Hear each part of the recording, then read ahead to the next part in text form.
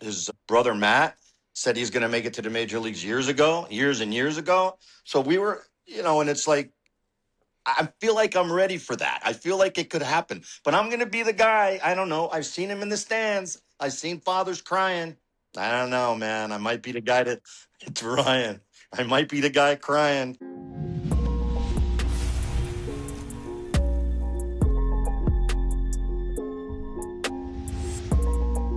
Welcome into the Viva Albertos podcast. As always, I am your host, Jake Wood, and I will be flying solo for this Father's Day special episode.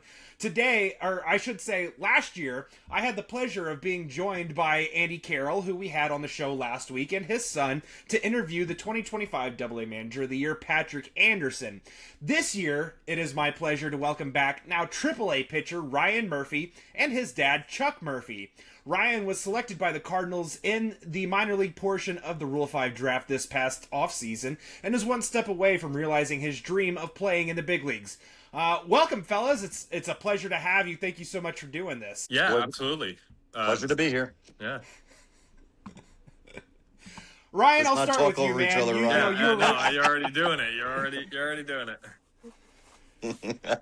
Ryan, I'll start with you. You were going. recently promoted back. You were recently promoted back to AAA after a stint with Springfield. First of all, how are you feeling physically, and what's been working for you that's kind of helped you take this next step in your career? Well, physically, I feel great. Obviously, this is my first full year post Tommy John, and they say, well, I guess it gotta, depends on like the person, but some people say they feel great at this time. Some people still feel like there's kind of like cobwebs, but I've been feeling great. It's been kind of a blessing to not really have any issues, knock on wood. But yeah, and then as far as like the stuff that I've been doing just to get me to this point, it's just kind of trusting my stuff and just throwing a bunch of strikes and, just kind of listening to my pitching coaches. And, at the end of the day, it's just, doing what I do best. So, and I'm very grateful for the opportunity to be up here in Memphis. I know last time was a shorter stint. Hopefully it'll be longer this time, but, just kind of taking it day by day and just being where my feet are, Is there anything you learned in that first stop in Memphis that you took with you down to Springfield, and now you're ready to reattack again as you've jumped back up?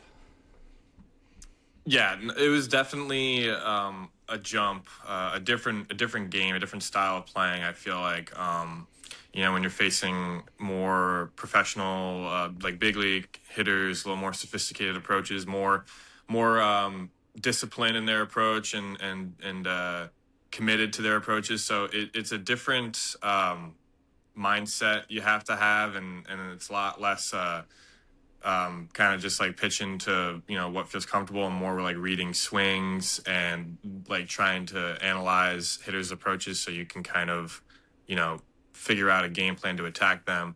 But we have a great staff up here too, catchers and the pitching staff that really have helped me out in getting like acclimated into like that kind of style of pitching, I guess. So it was definitely a big jump, though. I gotta say, when I first got up here, I was, it took me a couple outings to kind of get my feet set and rolling, but once I did, it started to show improvements. So. Well, again, you're just right there on that doorstep, so just keep doing what you're doing, and we'll get you there as quick as possible. Chuck, let's start with you on this topic. From early on, T-ball to kid pitch to high school, when did you discover that your son had this real like baseball talent, and were you more of a hands-on parent with his early development, or were you more hands-off and you kind of just let the coaches and instructors do a majority of the molding? Well, when did I realize it? I started to realize it when I was trying to have a catch with him. I was having difficulty catching the pitches that he's throwing to me. Now I was hands-on. We were constantly, him, Matt, his other brother, Nick, we're all in the backyard. Couldn't wait for me to get home to have a catch. And so we started doing that. my other son Matthew was really, really into baseball. Ryan was he was into everything, all kinds of stuff, basketball and baseball and all. Started out as an outfielder, but his little league coach got him on the mound back in, I don't know, Ryan, was it 10, 11 or something like that, years old? Yeah, 10 years old, I think. Yeah. And he loved it. He had this old glove that I gave him that he laughs about. It's a big, I don't even know what, it's a big glove. It looks ridiculous in Yeah, this little well, hand. I wanna point out that we found this glove. Somebody left it in a dugout, and it was a softball glove that was Mizuno. like a Right. 12 and 3/4 glove. That's awesome. That not even like grown people using size of a glove, and I was So using that as a 10-year-old. yes, that is very true. And I did find that glove. I looked good on him though, I thought. Anyway, so he started liking the game a lot, and then he started. Ryan is the type of guy, and I found out early on he's a lot different than me. I was a pretty good ball player, but I was not dedicated like this guy is. He gave up a lot of stuff to work out. No empty calories, protein. Workouts. He would travel 45 minutes when he could drive a car to go work out places. To get better and better. He had a guy. It was an old scout. His name was Eric Gluck, and he saw Ryan, and I don't know what it was. It was like a 14-year-old tournament or something like that. And he said, "This guy's got a lot of talent. Can I work with him?" And I knew then that he had special things. Um, Eric said he had special things, and it was kind of awkward, but I let him take the reins. I felt like I got him to that point. We had a thing where I taught him his control, by the way. I taught him his control, and he knows exactly where I'm going to go with this, because we would have a catch and I would make him hit me in the chest. It was like Pavlov. It was like a dog, like training him to like hit you in the Ring the chest. bell. Hit me Yep. in the chest. Yeah, Oh exactly. man. And I would put up a piece of plywood behind me that hopefully if he missed me, that it was too low or outside, that it would hit the plywood. If not, they'd have to go across the street on the edges and get the ball. So Matt can tell, Matt knows too. He's smiling, and I know they hated it, but I think he learned to hit me in the chest, and so he started to learn to control from an early age. That was, I don't know, that was early on, 8 years old, something like that. Um, but Eric took him and started teaching him. He was an Orioles scout, and he said, "This kid's gonna make it." And I'm like, "Well, yeah, that'd be nice, And right, Ryan? I mean, we were sitting in the backyard. He's trying to teach him different pitches, and he had a big effort, big thing in his life, really, at that time. Um, but then it got to the point where he was really good, and I knew he was going to achieve the goal. I knew he was going to. He's not complacent. He's never going to. He's never been the kid that's going to sit there and go, "I'm good." I did that. I'm good. It's not, he wanted to be, there's goals. I'm going to do this. I'm going to do this. I think Josiah Gray at Lemoyne, when he was the teammates with him, he saw what Josiah Gray was going through with scouts looking at him, and his coach there, Scott Cassidy, told him, you could be that guy. I think you could be that guy. You got to put the work in. And he goes, I'm going to put the work in. And so he followed that path. It was all steps, all a process, for him, a fun process. He gets to play baseball. And he's achieved more than I could ever possibly in my lifetime imagine that he could have gotten there. It's not a surprise, really, but it's like it's hard. He went to a D2 school, in the Northeast, to be seen somewhere, to be taken seriously. It's like, well, you didn't play against Oklahoma, all that kind of stuff. But the guy that scouted him for the Giants saw it, and they took a chance on him in that fifth round. And you're right. He's on the doorstep. He's a call-up. Ryan, what do you have? What are your memories of those days of playing catch with your dad in the backyard and the plywood behind him and Truth, Ryan, truth. Those memories. No, well, obviously the biggest one was the hitting him in the chest. And if like he wouldn't move, so like he'd have his glove like right here, and then if it was in a vicinity like where his arm could go, like he would get it. But if it was at like his ankles or anything like that, he'd just let it go.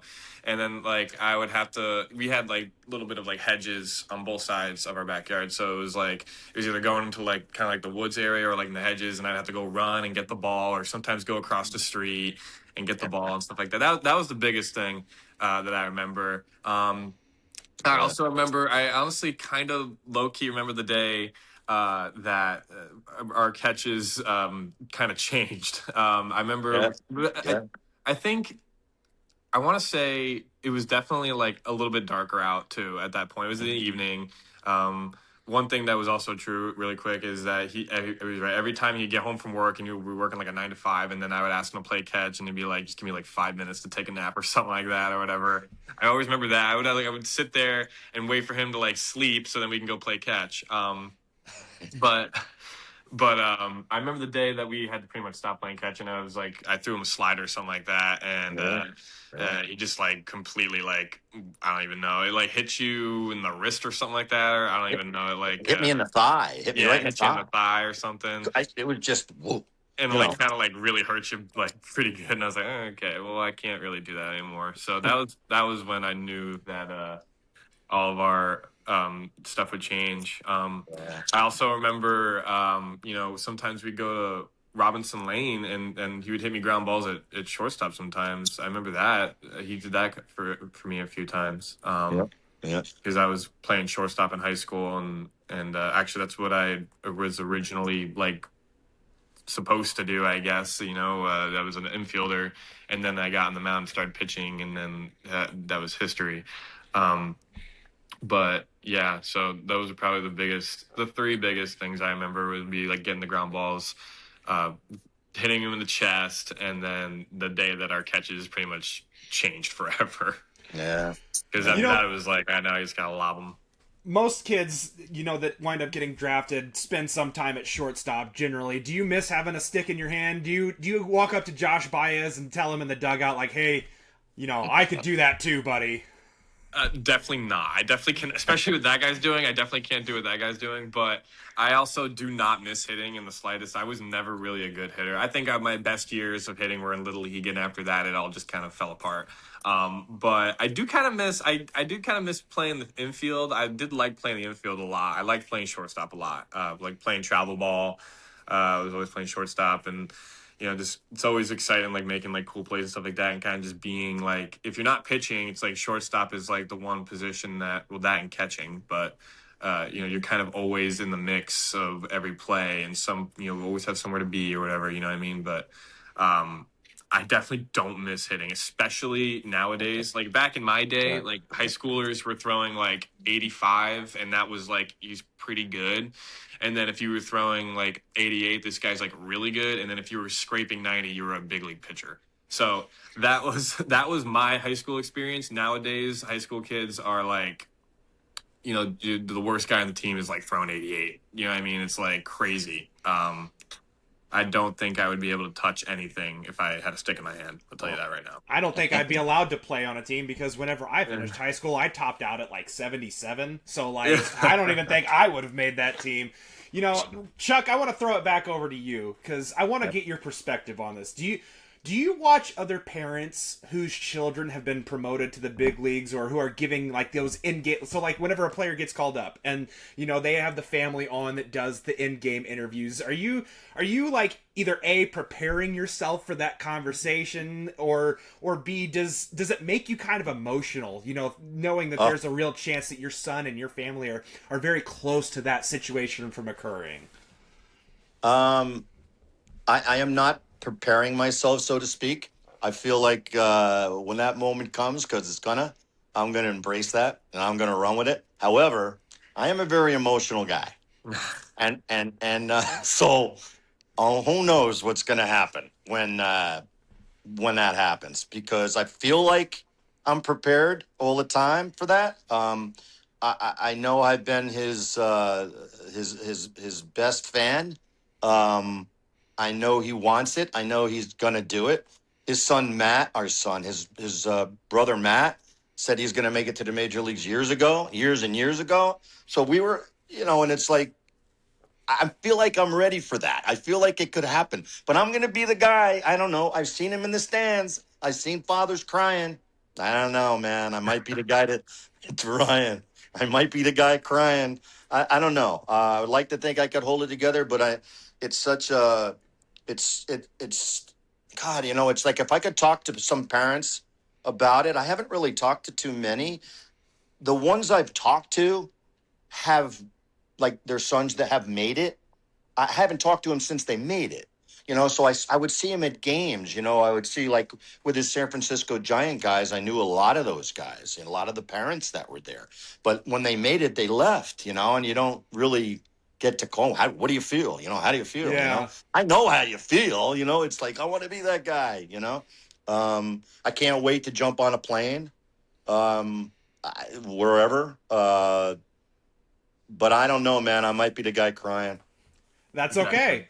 That's totally okay. It makes you genuine. It Uh, makes you real. The yeah. good news is that you'll get to have the best conversation with Jimmy the Cat Hayes that very few parents get to have, and he's terrific with his in-game interviews. So you'll get to I work want to with tell you it. one other thing.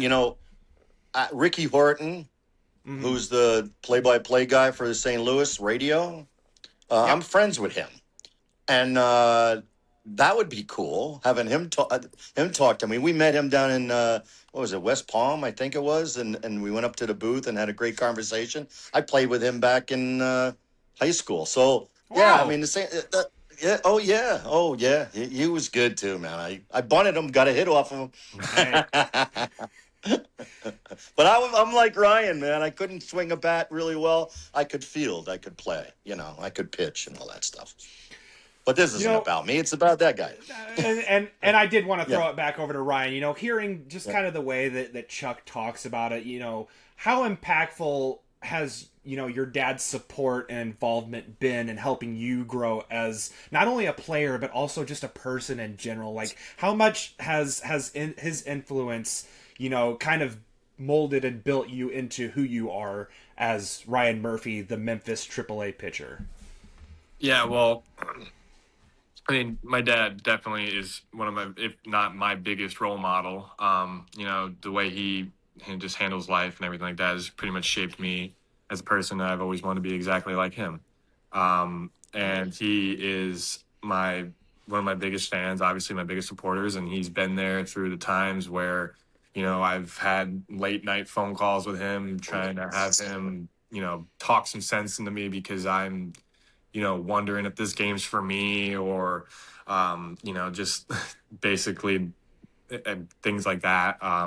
Yeah. But he's been a really big part of like just helping me kind of get through some of the tough times that this game causes because it's never really easy and it's never a linear scale. It's always going to be ups and downs, and I've had my plenty of down times where I've had to lean on him earlier in my career.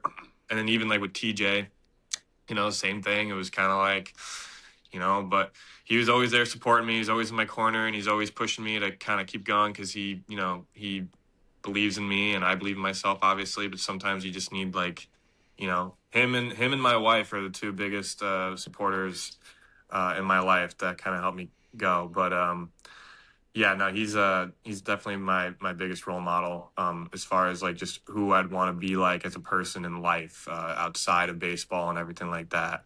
No question about it. Would you say that easily? Would you say that you probably wouldn't be where you are without your dad's influence? Oh, of course, of course. I mean, he wasn't the type of dad that I guess was like making me do things. Like he never, some I feel like some kids end up like losing the love for the game because their dad tries to push a lot of stuff onto you, and I've seen it with other people too. But he was never really like that, but he was the most supportive in whatever I wanted to do. Like when I wanted to go play travel baseball, like if even if money was tight, like they found a way to get me to do it. They found a way a lot of times to send me to Cooperstown, do things like that. So it was always like just I'm assuming like his perspective was how can I find a way to just like keep letting him do this.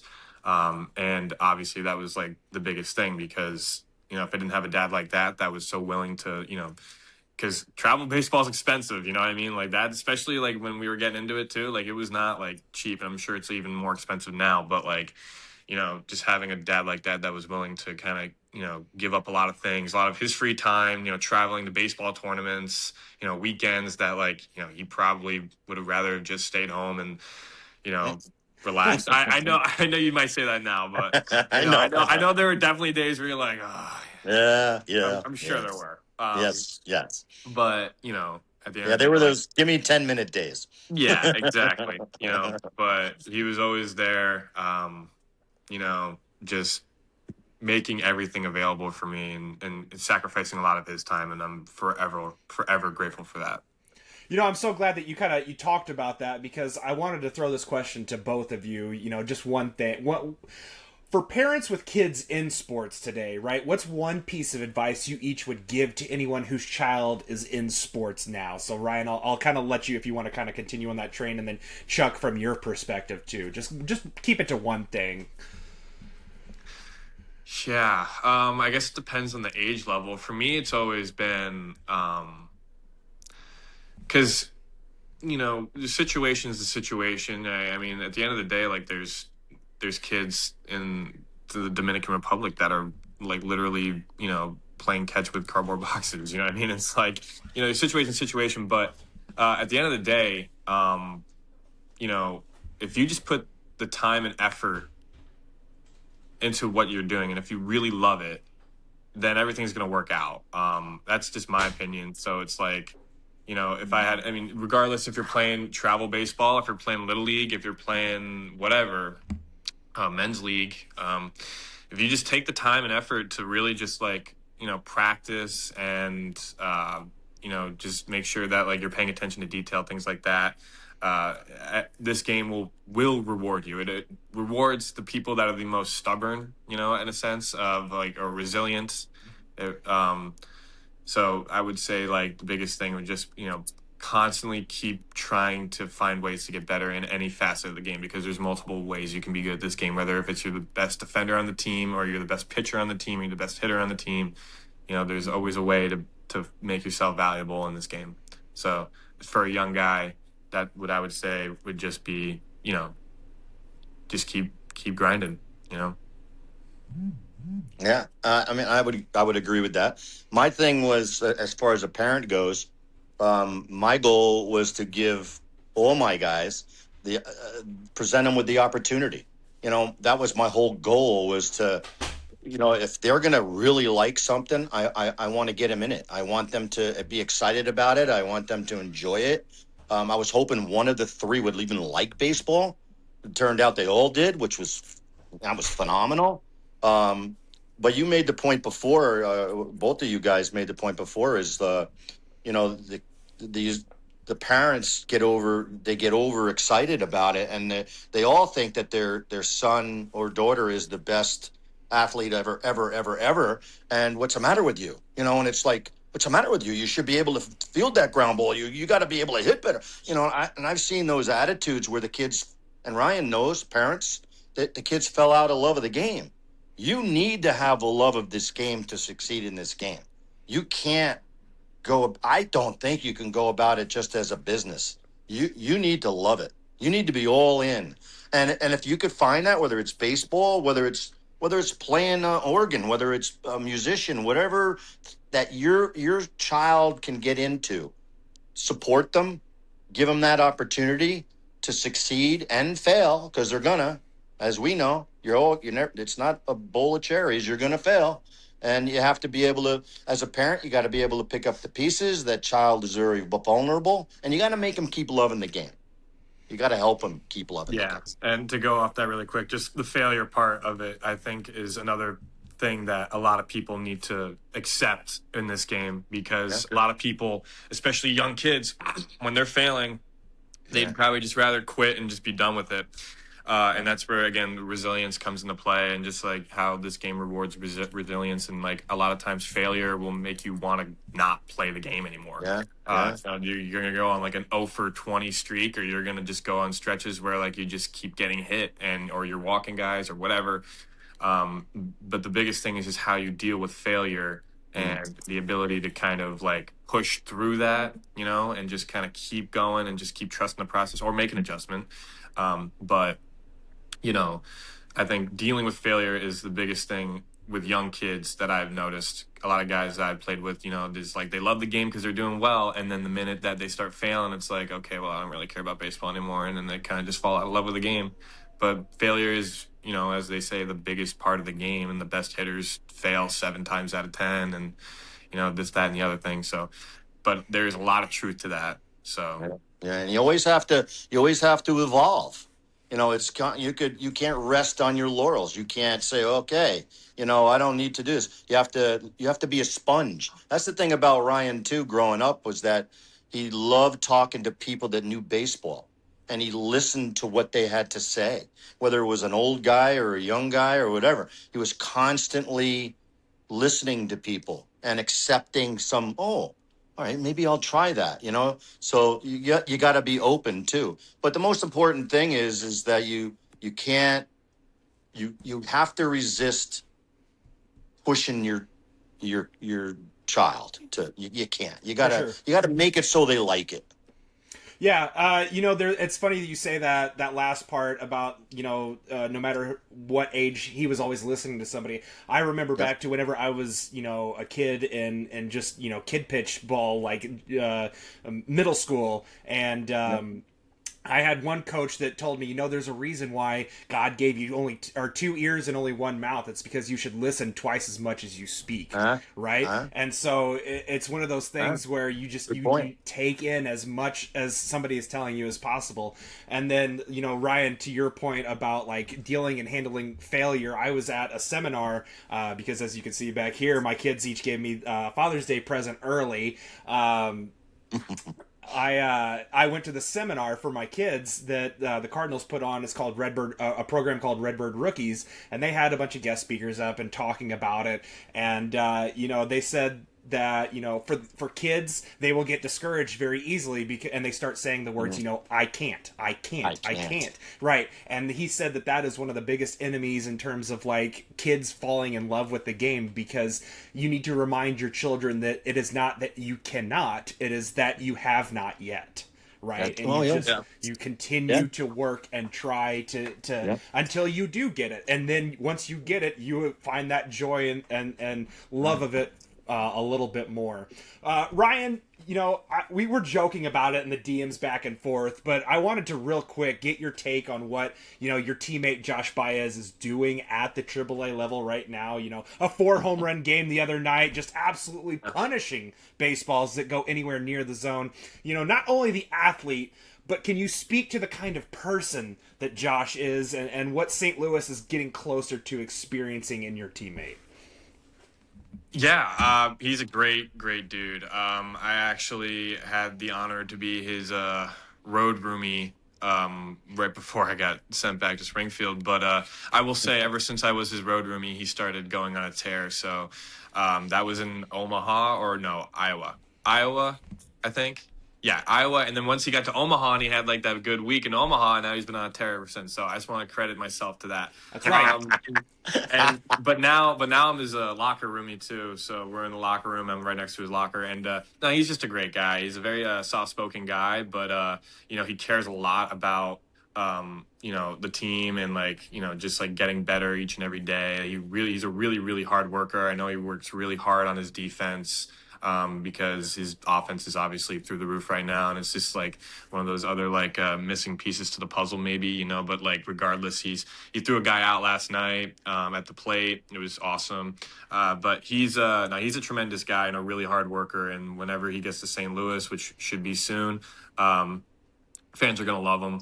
He's an electric player, and he's just a great human being too. You know, I'm reminded, I think it was Franklin Roosevelt who said that you speak softly but carry a big stick. Am I remembering that quote correctly? Yeah, well, that's him. So that's Josh Baez, right? That's Josh Baez. Is Franklin Roosevelt. All right. Yep, It's FDR. you know, it's also worth noting, like His new nickname, FDR. That's right. Yeah. It's worth noting that, like you mentioned, Baez has done some special things with the bat when you've been there, Ryan. So the Cardinals are also currently experiencing a little bit of turbulence in their bullpen. So I think it's only fair that if the Cardinals want Josh Baez at his best, that they also need to bring select Ryan's contract in concurrence with Josh's promotion. So that just we're definitely a package deal. That just seems fair to me. Don't mess with what's working, right? That seems to be the way that it goes. Ryan, it was just an absolute joy to have you back on again, man. Keep your head down and keep grinding, like you said, and we look forward to being the first show to talk to you when you get your first big league call. Of course, Chuck will probably be the first call overall, and I hope you both get the opportunity to share that moment in the near future together. I know, just speaking to both of you, how special that's going to be. Chuck, it was a pleasure to meet you. It was fun. It was fun, man. You did a terrific job raising a great son, and he's always a pleasure to interact with. And Cardinals fans are really looking forward to what Ryan is going to be able to do when he takes the ball at the big league level. Well, thank you. He's going to be a big fan guy. He's good. He's good with the fans. All of the autographs. Hell yeah, brother. All right. Thank you so much for joining us for this episode of the Viva Alberto's podcast. Don't forget to rate and review and hit that subscribe button so you're notified every Monday morning when a new episode is released. We will talk to you all next week when we are joined by a VIP guest. That's right. We are scheduled to be joined by the Cardinals president of baseball operations, Chaim Bloom, for a special 1-hour episode next week. Have a great day, St. Louis, and let's go Cards.